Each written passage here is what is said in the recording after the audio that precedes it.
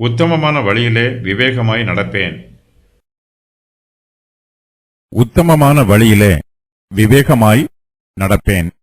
எப்பொழுது என்னிடத்தில் வருவீர்?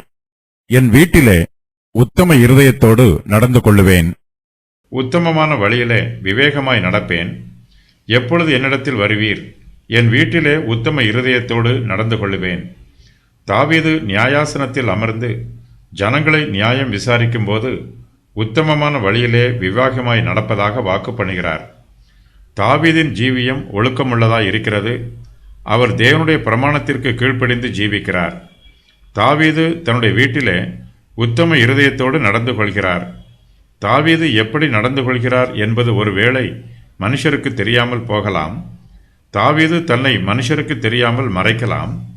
உலகத்தின் கண்களுக்கு தன்னை மறைத்தாலும் கர்த்தருடைய கண்களுக்கு தாவீதால் தன்னை மறைக்கவே முடியாது. தாவீது தன்னைத்தானே ஆராய்ந்து பார்க்கிறார். தேவனுடைய பார்வையில் தான் எப்படிப்பட்டவராக இருக்கிறார் என்பதை தியானித்து பார்க்கிறார். கர்த்தருக்கு முன்பாக எப்படி நடக்க வேண்டும் என்று தாவீது யோசிக்கிறார். உத்தமமான வழியிலே விவேகமாய் நடப்பேன் என்று தாவீது கர்த்தரிடத்தில் வாக்கு பண்ணுகிறார். உத்தமமான வழி என்னும் வார்த்தைக்கு தேவனுடைய நியாய பிரமாணங்களின் வழி என்பது பொருளாகும். தாவீது தேவனுடைய பிரமாணத்திற்கு கீழ்ப்படிந்து விவேகமாய் நடப்பதாக கர்த்தரிடத்தில் வாக்கு பண்ணுகிறார். தாவீது ராஜா கர்த்தரிடத்தில் வாக்கு பண்ணும்போது அவருடைய சமூகத்தில் ஜெபம் பண்ணுகிறார். கர்த்தாவே, எப்பொழுது என்னிடத்தில் வருவீர் என்று கேட்கிறார்.